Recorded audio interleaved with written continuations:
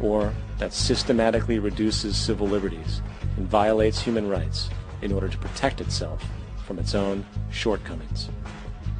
How do we deal with the numerous covert institutions such as the Council on Foreign Relations, the Trilateral Commission, and the Bilderberg Group, and other undemocratically elected groups which, behind closed doors, collude to control the political, financial, social, and environmental elements of our lives? In order to find the answer, we must first find the true underlying cause.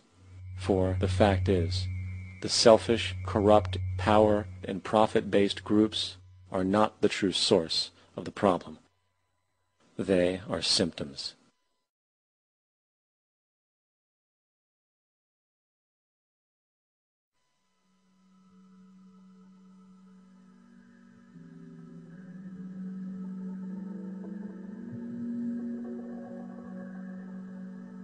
My name is Jock Fresco.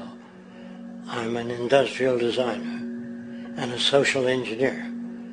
I'm very much interested in society and developing a system that might be sustainable for all people.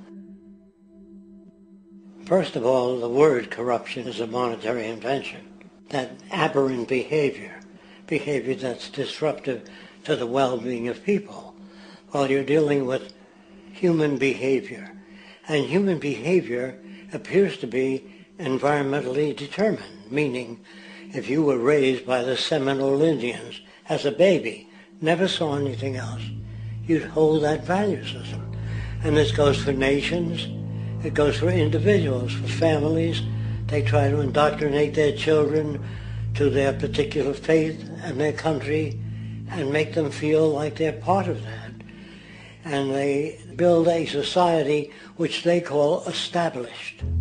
They establish a workable point of view and tend to perpetuate that, whereas all societies are really emergent, not established. And so they fight new ideas that would interfere with the establishment. Governments try to perpetuate that which keeps them in power. People are not elected to political office to change things. They're put there to keep things the way they are.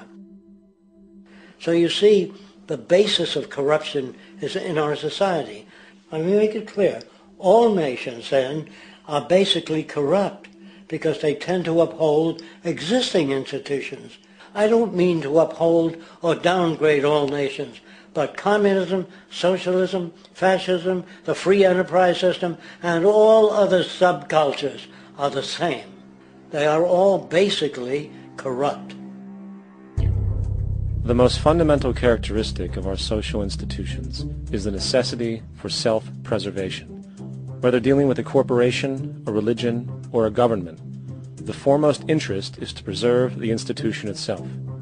For instance, the last thing an oil company would ever want is the utilization of energy that was outside of its control, for it makes that company less relevant to society.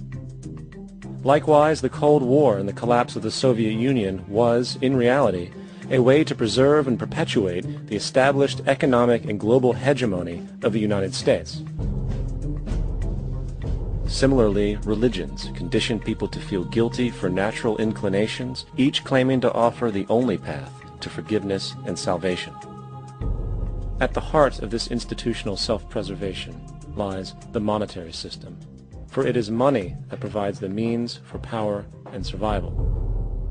Therefore, just as a poor person might be forced to steal in order to survive, it is a natural inclination to do whatever is needed to continue an institution's profitability.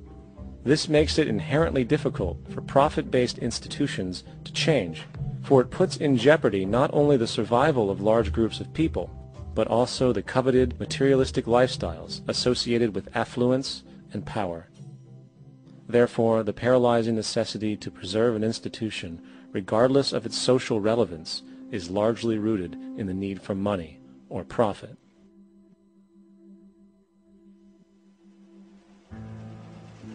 What's in it for me is why people think. And so if a man makes money selling a certain product, naturally he's going to fight the existence of another product that may threaten his institution. Therefore, people cannot be fair, and people do not trust each other. A guy will come over to you and say, I got just the house you're looking for. He's a salesman. When a doctor says, I think your kidney has to come out, I don't know if he's trying to pay off a yacht or whether my kidney has to come out. It's hard in a monetary system to trust people. If you came into my store and I said, this lamp that I've got is pretty good, but the lamp next door is much better, I wouldn't be in business very long. It wouldn't work. If I were ethical, it wouldn't work. So when you say industry cares for people, that's not true. They can't afford to be ethical. So your system is not designed to serve the well-being of people. If you still don't understand that, there would be no outsourcing of jobs if they cared about people. Industry does not care. They only hire people because it hasn't been automated yet. So don't talk about decency and ethics. We cannot afford it and remain in business. It is important to point out that regardless of the social system, whether fascist, socialist, capitalist, or communist, the underlying mechanism is still money, labor, and competition.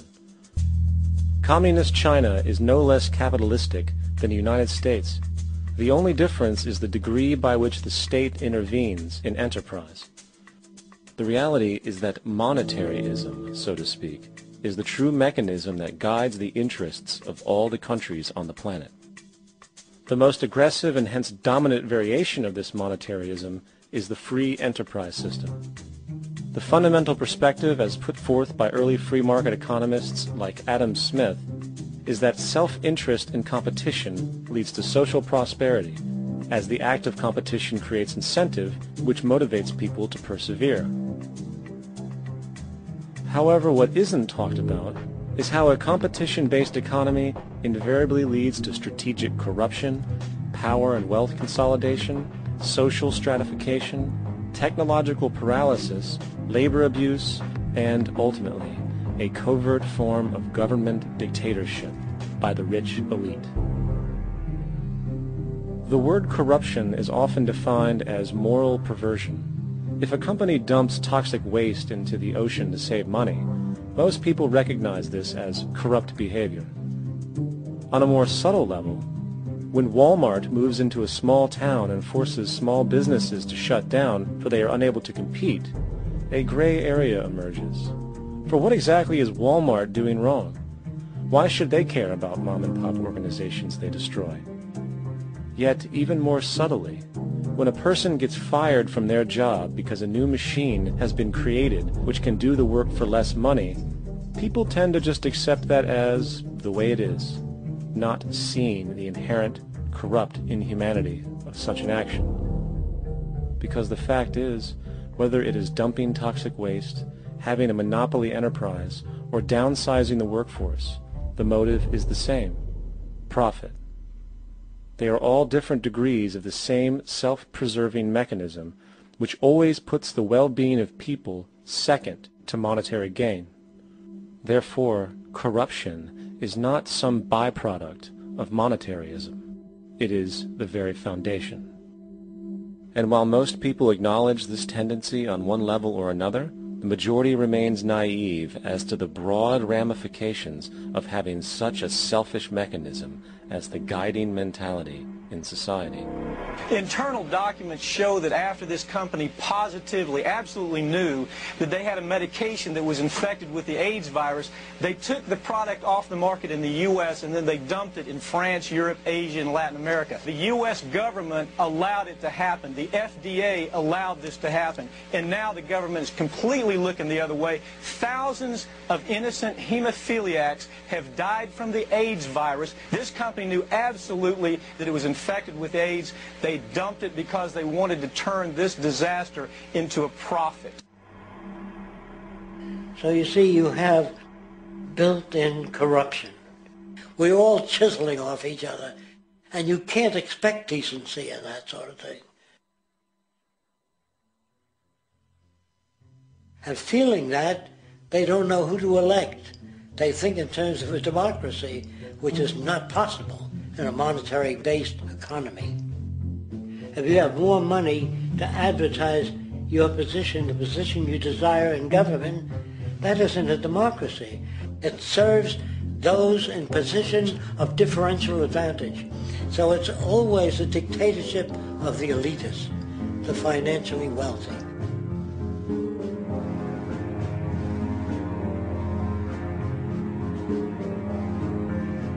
It is an interesting observation to note how seemingly unknown personalities magically appear on the scene as presidential candidates. Then, before you know it, somehow you are left to choose from a small group of extremely wealthy people who suspiciously have the same broad social view. Obviously, it's a joke. The people placed on the ballot are done so because they have been pre-decided to be acceptable by the established financial powers who actually run the show.